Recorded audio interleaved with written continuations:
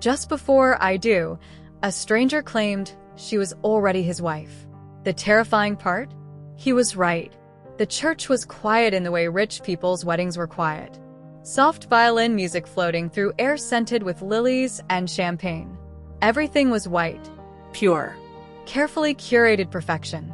Zuri Daniels stood at the top of the aisle, her fingers tight around the bouquet, like it was the only solid thing left in a world that felt strangely fragile. This was supposed to be the happiest day of her life. People said love should feel like relief. But Zuri felt something closer to anxiety pressing gently against her ribs. Like she was standing too close to a door she was not allowed to open. Her fiancé smiled at her from the altar. Daniel Wright was handsome in the polished, corporate way rich men were made to be. Expensive suit, perfect teeth, eyes that promised safety. His family was powerful in Beijing's political circles. Marrying him meant protection, education funding for her younger sister, medical security for her mother, and freedom from the debts that had followed her family like a quiet shadow for years. This was not a love marriage, but it was supposed to be a safe marriage. Ready? Daniel whispered when she reached him, taking her hand. Zuri nodded, because she had trained herself to nod when life asked her questions she was not emotionally prepared to answer. The priest cleared his throat. Guests sat like a silent ocean of expectation. Cameras were discreet, but everywhere, the Wright family liked historical documentation. Dearly beloved, the priest began. And that was when the church doors slammed open. Not gently, not ceremonially, violently. The sound echoed like a gunshot in a cathedral built for wealth. Every head turned. Gasps rose like disturbed birds. Zuri's heart made a strange, confused leap inside her chest. A man stood in the doorway. Tall. Impossibly still. The kind of stillness that belonged to people who did not waste energy on unnecessary movement. His suit was black. Not the warm ceremonial black of Western weddings, but the cold, almost military black that swallowed light. His face was sharp, controlled, beautiful in a way that felt dangerous because it did not invite admiration. It commanded obedience. He walked forward slowly, not rushing, Not apologizing. each step measured like he was walking inside his own private empire. Guests instinctively moved aside. No one knew why. But everyone knew he was not someone who should be stopped. Zuri's stomach tightened with a strange, unfamiliar dread. She had never seen him before in her life. Yet something inside her brain screamed that she should remember him. He stopped halfway down the aisle. Then he spoke. His voice was low, carefully controlled, but it carried. Stop the wedding. Silence fell like a physical object. Someone dropped a glass somewhere behind Zuri. The sound shattered against marble. Daniel Wright's father stood up. Who are you? The older man demanded. The stranger did not answer immediately. Instead, he lifted a document in his hand. White paper. Official seals stamped in deep red ink. Because she is already legally married, the man said. To me, the church felt colder. Zuri's breath slowed, then stopped, because the man turned slightly and looked directly at her when he added, "And she has been my wife for 6 months." The priest lowered his hand slowly, like he was afraid sudden movement might trigger something violent. Daniel's grip on Zuri's hand tightened. Hard. Painfully. What nonsense is this? Daniel said. Security. Daniel Wright, the stranger interrupted calmly. Your family's offshore construction expansion into Macau was approved using fraudulent environmental compliance reports. The words were spoken like they were casual observations about weather. Daniel's father's face changed, just slightly, but Zuri saw it. The man continued. In exchange for suppressing the investigation, you arranged this marriage. Silence. Heavy, breathing silence. Then Zuri spoke for the first time. Who are you? She asked quietly. The stranger's gaze returned to her. Something inside his eyes shifted. Not warmth, not softness, but something deeper. Like a man looking at a long-awaited variable in a calculation he had been running for years. My name is Liang Chun, he said. I am the man you married on paper when you were admitted to St. Victoria Emergency Hospital during the night of March 18th. Zuri's mind went very, very still. She did not remember that night, because that night she had been unconscious after collapsing from severe anemia. She remembered the ambulance lights, the smell of disinfectant, Pain. then darkness. That is impossible, Zuri said. Her voice sounded distant even to her own ears. I have never met you. I know, Liang Chen replied, and I prefer it that way. The statement hung in the air like a knife, suspended by invisible thread. Daniel laughed suddenly, a sharp, nervous sound. This is ridiculous. She would never marry a stranger. Liang Chen looked at him. You are correct. Then he added quietly, she did not marry me by choice.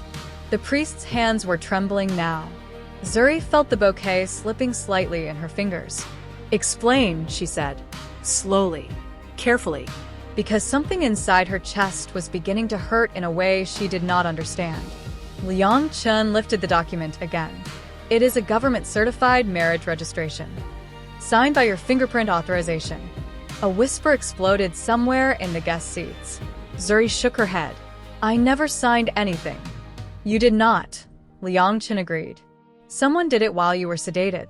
The church felt suddenly too small, too full of eyes, too full of breathing people who were pretending not to watch a woman's life collapse politely in front of them. Daniel's mother spoke sharply. This is an invasion of our ceremony. Liang Chen's eyes moved briefly to her. Your son's company transferred $20 million to a shell charity 2 days after the registration was completed. Silence again. Daniel's face was now completely drained of color. Zuri felt something inside her chest fracture quietly. What do you want? She asked Liang Chen. The question was almost a whisper. He did not hesitate. I am here to take my wife. Pause. Then very softly he added, and to make sure she is never used as a bargaining chip again. The words were not romantic. They were not kind, but they carried a strange, terrifying promise. Daniel suddenly said, Zuri, this is political manipulation. You know me. Do you believe this stranger over your fiancé? Everyone turned to her, waiting, breathing, judging.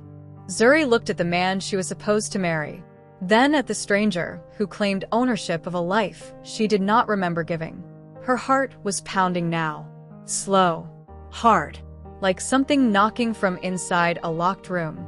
She spoke. I need proof. Liang Chen nodded once. Then he said the thing that made the entire church go completely silent. The wedding was recorded by hospital surveillance cameras because your guardian signed the emergency consent forms. And you kissed me after the registration was completed. Zuri's world tilted slightly, because she felt, with horrifying certainty, that he was not lying. She did not remember the kiss, but something inside her chest tightened in a way that felt like déjà vu touching something deeper than memory. Liang Chen extended his hand, not commanding, not pleading, simply waiting. Come home with me, Zuri Daniels. Daniels said her name sharply.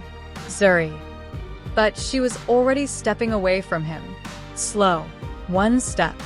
Then another. The church was so quiet, she could hear the rustle of expensive fabric as guests shifted in their seats. She reached Liang Chen and placed her hand in his. His fingers closed around hers. Carefully. Like someone holding something fragile. Behind them, Daniel Wright spoke one last time. You are making a mistake. Zuri did not answer, because when Liang Chen turned and began walking toward the church exit, she realized something terrifying. She was following him, not because she trusted him, but because a strange, unbearable feeling was pulling her forward. Like her body remembered a man her mind did not. Outside, the city waited under pale afternoon light. And somewhere deep inside Zuri Daniels' life, something had just begun burning. The car was silent, not the comfortable silence of people who understood each other. The heavy, calculating silence of two strangers who had decided not to speak until necessary. Zuri sat on the leather seat, her fingers still trapped inside Liang Chen's. He had not released her hand since they left the church. Not once. Outside, Shanghai moved in its endless metallic rhythm, skyscrapers touching low gray clouds like fingers testing the skin of the sky. She should have been crying, or screaming, or demanding answers. Instead, Zuri found herself watching the man beside her as if he were a mathematical problem she was trying to solve. Liang Chen was not relaxed, but he was controlled, like a man who had spent years building walls inside his own chest. "You are very quiet," he said finally. His voice was low enough that the driver in front would not hear. "What am I supposed to be?" Zuri asked. "Hysterical?" "Most people would be." "I am not most people." Silence settled again. Then Zuri asked, "Where are you taking me?" "My home." The word hung between them. Not soft, not romantic, simply factual. "You are surprisingly calm about kidnapping," she said. "I am not kidnapping my wife, who I don't remember marrying." "You signed the contract." "I was unconscious." "Yes." Another silence. The city lights reflected faintly against the window glass. After a moment, Liang Chen spoke again. "I married you because your guardian was planning to sell you to a human trafficking network disguised as an overseas employment program." The words hit her like cold water. Zuri turned her head slowly. "What?" "You were admitted to St. Victoria Hospital with severe anemia and physical exhaustion caused by long-term nutritional neglect. Your guardian signed financial agreements using your identity. The marriage registration was my legal method of removing you from their jurisdiction." Zuri felt her chest tighten. Why not just report them? They were politically connected. "And you were not." Liang Chen's mouth moved slightly. Not quite a smile, but something close. "I am connected in ways you have not yet learned." She studied him. "You sound like a villain in a political thriller." "I have been called worse." The car slowed as they entered a private district of the city. High walls, security checkpoints, guards who bowed slightly when the car passed. The mansion was not ostentatious. Not in the way old money sometimes tried to scream its wealth. It was quiet luxury, controlled architecture, like the man who lived inside it. Zuri stepped out of the car, and for the first time noticed something strange. No servants rushed forward. No welcome committee. Only the wind moving through carefully arranged bamboo trees near the entrance. "You live alone?" she asked. "Yes." "Why?" "I do not like witnesses." The answer was spoken very calmly. She followed him inside. The interior was vast but emotionally empty in a way that made her skin feel slightly too aware of itself. Everything was clean, ordered, almost clinical. "Do you want water?" Liang Chen asked. No. "Are you hungry?" "I don't know." He nodded once, as if that answer was meaningful. Then he said, "You were meant to live here after the wedding." Zuri's heart made a small, sharp movement inside her chest. "What if I had refused to follow you?" "You followed me." She swallowed. "Not because I trust you." "I know." "Then why did you marry me?" Liang Chen did not answer immediately. He walked to the window and stood there with his back partially turned to her. "I had a medical contract marriage agreement prepared after your hospital admission. You were at risk of being transferred out of the country by your guardian. The fastest legal protection was marriage. And the kiss." Zuri asked quietly. Silence again. Longer this time. Then he said, "You were confused after waking up from sedation. And you asked me if I was your husband. And I said yes." Something inside Zuri twisted painfully. "You lied." "Yes." "Why?" "You were afraid." The answer was simple, unadorned. It did not try to defend itself. She closed her eyes briefly, then said, "What happens now?" "You stay here." "For how long?" "Until I confirm the political threat surrounding your family is neutralized. And if I want to leave?" Liang Chen turned slightly. His eyes were very dark in the low light. "You are free to leave." The words were said carefully, but there was something buried underneath them. A tension that was not jealousy, not anger, something deeper, dangerous patience. Then he added, very quietly, "But if you leave, You must understand that your ex-fiancé's family is preparing to frame you for corporate espionage. Zuri's stomach dropped. How do you know that? I monitor their financial communications. Illegally. Yes. She stared at him. You are terrifying. He did not disagree. Instead, he said, I waited 6 months to meet you properly because I wanted to be certain you were safe before revealing myself. Why 6 months? You were recovering. And you were learning to walk again without feeling dizzy. Zuri's throat tightened. How much do you know about me? More than you remember about yourself. The statement was not said arrogantly. It was said with something close to sadness. Then suddenly, her phone, which had been placed on the marble table beside her, began ringing. Daniel Wright. The name flashed across the screen. Zuri looked at the phone, then at Liang Chen. What do I do? She asked. For the first time since she met him, something in his face changed. A shadow of something deeper and darker passed behind his eyes. If you answer, he said quietly, you will hear lies designed to pull you back into their war. And if I don't, they will escalate. Outside the mansion, a car door slammed. Zuri turned sharply. Did you expect visitors? Liang Chen's expression became completely still. Yes. Who? His answer was very simple. The people who tried to kill you before I married you. The lights in the mansion corridor flickered once, then stabilized. And Liang Chen said, almost gently, stay close to me tonight, Zuri.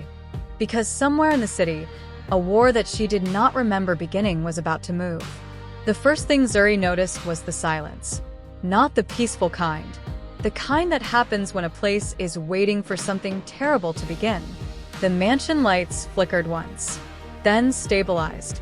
But Zuri did not miss the way Liang Chen's body went completely still beside her, like a predator that had just heard the sound of another predator breathing in the dark. Stay behind me, he said quietly. Someone is inside the perimeter. How do you know? She asked. The security cameras went offline exactly 3 seconds ago. Fear was a cold, intelligent thing inside Zuri's chest. Not panic, not hysteria, just sharp awareness. Then the mansion doors burst open violently behind them. Men in black security uniforms rushed in. One spoke urgently. Sir. The Northern Service Corridor. I know, Liang Chen interrupted. 3 intruders entered through the drainage tunnel. Zuri blinked. How did you know that before they reported it? Liang Chen did not answer immediately. Then he said very simply, because I expected them tonight. The words felt heavier than they should have. Come with me, he added. They moved quickly through the mansion's side corridor. Zuri heard footsteps outside. Not inside the house. Outside the security perimeter. Someone was approaching. Then Liang Chen stopped suddenly, because his phone vibrated once. He answered without checking the screen. Yes. Silence. Then his jaw tightened slightly. Where? Pause. I am coming. He ended the call. Who was it? Zuri asked. Liang Chen's expression was very controlled. Your mother. Zuri's heart slammed painfully. What happened? Nothing yet. But his eyes told a different story. They are using her to lure you out, he said. Who is they? Zuri asked. Before he could answer, a gunshot cracked somewhere outside the mansion wall. Then another. Security alarm screamed suddenly. Red lights pulsed through the corridor like a wounded heartbeat. Stay close to me, Liang Chen repeated. This time his voice was harder. They reached the service exit and stepped into a narrow alley behind the mansion. Night air pressed coldly against Zuri's skin. Then she saw him, Daniel Wright, standing under a broken street lamp like a man who had decided that darkness suited him better tonight. His expensive suit was gone, replaced by something simpler, more dangerous. You came, Daniel said softly when he saw Zuri. I knew you would. Why are you here? Zuri asked. Daniel smiled, but the smile did not reach his eyes. Because I want you back. Liang Chen spoke first. You are trespassing on private security territory. Daniel looked at him. You stole my fiancée. She was never yours to own. She was supposed to marry me willingly. She did not know she was already married. Anger flashed briefly across Daniel's face. Then he said, very quietly, Zuri, your mother is inside a vehicle 2 streets away. Zuri's breathing changed. Show me, she said. Daniel lifted his phone. A video played. Zuri saw her mother. Tied. Eyes frightened but alive. I can release her, Daniel said. If you come with me tonight. Silence. Heavy. Then Liang Chen spoke. You are attempting to blackmail the wife of the man who controls your family's offshore financial network. Daniel laughed, but it was brittle. Control is not ownership. A woman's voice spoke from behind them suddenly. Soft. Elegant. Dangerous. Well said. Zuri turned. A woman stood at the entrance of the alley. Beautiful in the way high society women were beautiful when they were confident they were the smartest person in the room. Liang Chen's ex-fiancé. The air between them changed. Long time no see, the woman said to Liang Chen. You replace me with a charity project? Li Wei, Liang Chen said coldly. Do not involve yourself. Li Wei smiled at Zuri. You should know, she said gently. He has never loved anyone. Zuri did not respond, because something inside her chest tightened strangely at the statement. Li Wei continued. He married you because your existence was politically convenient. And emotionally? Zuri asked quietly. Li Wei's smile deepened. He does not feel emotionally. Silence fell. Then Liang Chen spoke. I did not bring you here to debate my capacity for feeling. Li Wei tilted her head. You brought her here because there is an assassination contract on her life. The words dropped like a stone into water. Zuri turned sharply. What? Liang Chen answered. Yes. Why didn't you tell me? Because you were still learning to trust me. The alley was very quiet now, except for distant sirens, and the wind moving through broken glass on the ground. Daniel said suddenly, I can release your mother tonight, if Zuri comes with me willingly. Liang Chen's eyes darkened slightly. Take one step closer to my wife, he said softly, and the people funding your political campaign will lose everything before sunrise. Daniel's confidence cracked slightly. Then Zuri spoke. Stop fighting. 3 people turned to look at her. I will not be exchanged like property, she said. I will choose. Silence. Zuri inhaled slowly. Then she walked toward Liang Chen. Not quickly. Not dramatically. Just steady. She stopped in front of him, looked up into his eyes, and said quietly, If I stay with you tonight, will my mother be safe? Yes, he said immediately. Are you lying? No. She studied him, then placed her hand in his again. Behind them, Daniel's voice was cold. You are making a mistake. Zuri did not turn, because Liang Chen's fingers tightened slightly around hers, like someone silently promising that whatever war was coming, she would not face it alone. Far away, a gunman adjusted the scope of a rifle on a rooftop overlooking the alley. The night was waiting, and the city was breathing slowly, as if preparing to watch someone die. The night was very quiet inside Liang Chen's private wing. Not the empty silence of loneliness, but the careful silence of 2 people who were suddenly aware of each other's breathing. Zuri stood near the window. She had changed into simple nightwear provided by the house staff, soft gray fabric that felt unfamiliar against her skin. Behind her, she could hear Liang Chen moving, slowly, as if he was giving her space to exist inside the room without feeling watched. Are you cold? He asked. No. Pause. Then she added quietly, maybe a little. Silence. Then she heard the sound of footsteps behind her. He stopped. Did not touch her, but warmth settled very close to her back as he reached to adjust the window glass and close it against the night wind. You should not stand directly in the airflow, he said. You will become dizzy. Zuri did not respond immediately, because she was thinking about something strange. The way he spoke was not the voice of a man trying to control her. It was the voice of someone who had been observing her body's weaknesses long enough to know them without asking. How long have you been watching me? She asked suddenly. Silence followed the question. Not tense silence. Thoughtful silence. 7 months, Liang Chen said. Why? You laugh quietly when you are nervous. Zuri blinked slowly. You touch the side of your neck when you are trying to decide whether someone is lying. Her hand moved unconsciously to her neck. Then she lowered it quickly. Continue, she said. You eat very little when you are stressed. And you sleep facing the wall when you are afraid. Something inside Zuri's chest tightened slightly. That sounds creepy, she said softly. I know. Why did you study me like that? I wanted to understand whether marrying you would make you feel trapped. The answer surprised her. She turned slightly to look at him. His face was partially shadowed by the dim bedroom light. Did you think it would? She asked. Yes. Then why did you still marry me? Liang Chen did not answer immediately. When he spoke, his voice was lower than before. Because I believed safety was more important than consent under the circumstances you were living in. Silence again. Then Zuri said, very quietly, you are a very dangerous man. Yes. But you are not afraid to admit it. No. Why? Because honesty is the only way I know how to protect someone without pretending I am harmless. Her heart moved strangely inside her chest. Then she asked the question that had been sitting inside her since the church. Did you kiss me that night? Yes. Why? There was a long pause. Long enough that Zuri thought he would not answer. Then he said, you asked me if I was your husband. And you were crying quietly because you were afraid of the hospital machines. You held my sleeve and said you did not want to be alone.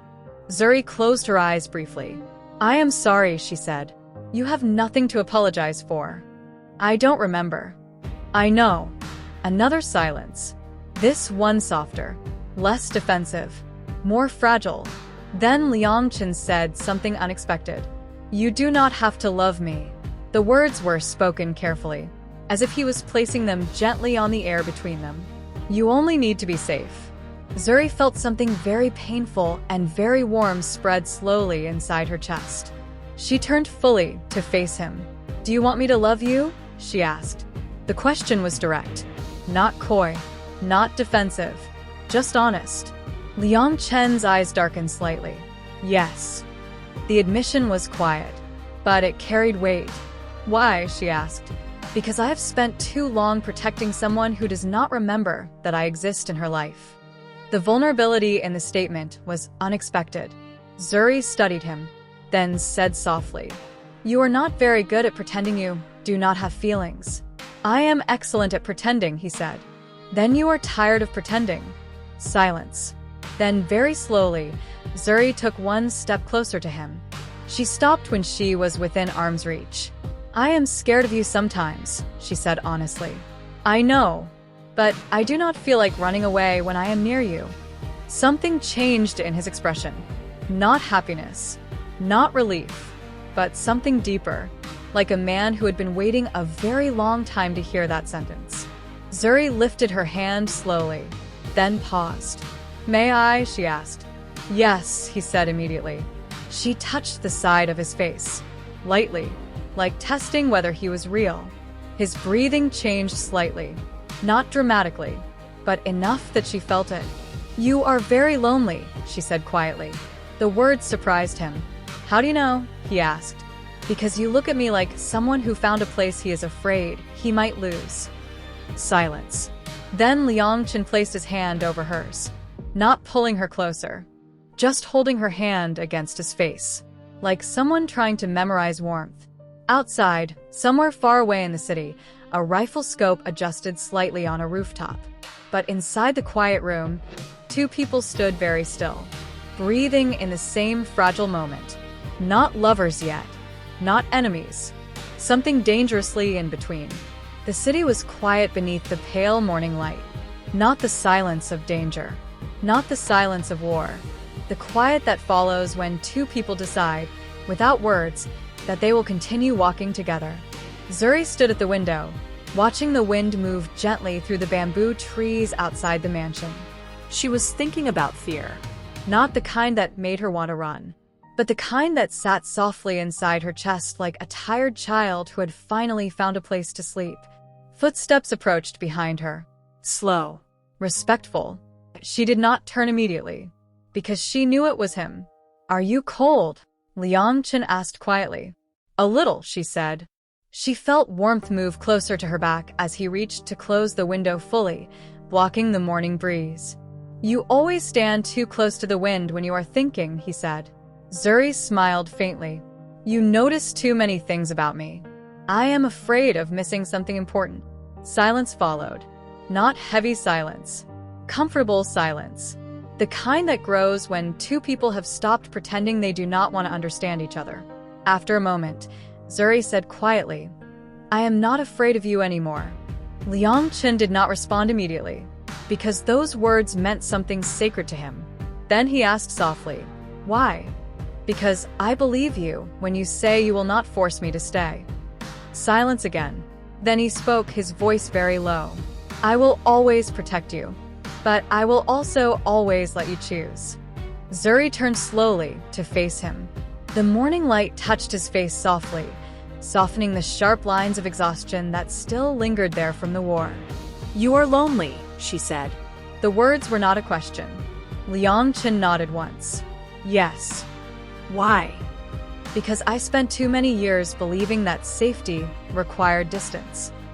Zuri placed her hand gently against his cheek, like she had done before. "You are not alone anymore," she said quietly. "And neither are you," he answered. The confession was simple, but it carried the weight of years of silence.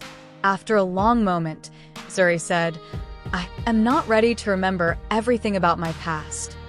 "That is acceptable. But one day, I might want to know. I will stand beside you when that day comes." Silence settled between them again. Not uncomfortable, not fearful. "Alive."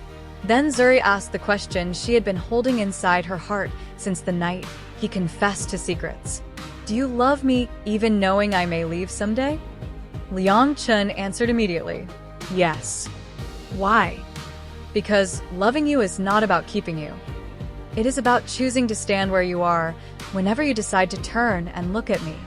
Tears gathered quietly in Zuri's eyes. She did not hide them. She had learned that with him. She did not have to pretend strength when she felt fragile. "I am still learning how to love you," she said. "That is enough." The words were spoken with absolute certainty. Zuri moved closer, until there was no distance between them. Then she rested her head gently against his chest, listening to his heartbeat. "Slow, strong, alive." "I think I am beginning to understand what home feels like," she whispered. "What does it feel like?" he asked. "It feels like fear becoming quiet." Silence filled the room. Outside, the city moved forward, unaware that two people inside a quiet mansion had chosen something fragile and powerful at the same time. Liang Chen spoke one last time. "If the world tries to take you from me again, I will not fight the world for you." Zuri looked up slightly. "You won't." "No." "Why?" "Because I want you to stay with me because you choose to, not because the world is afraid of me." The honesty of his statement made something warm and painful move inside her chest. Then she smiled softly and said the words that felt like the final seal on a story that had begun in chaos. "I choose you." Not because she was forced, not because she was afraid, but because, inside the violence, mystery, fear, and war of her life, she had found someone who was willing to stand quietly beside her while she decided who she was. Liang Chen closed his eyes briefly, because those words were more valuable to him than any empire he had built. He kissed her forehead gently, and in the quiet morning light, two people who had once been strangers stood together, not as owner and owned, not as protector and protected, but as two imperfect hearts learning slowly how not to be alone. The world outside continued moving, but inside the mansion, fear had finally learned how to rest. The end.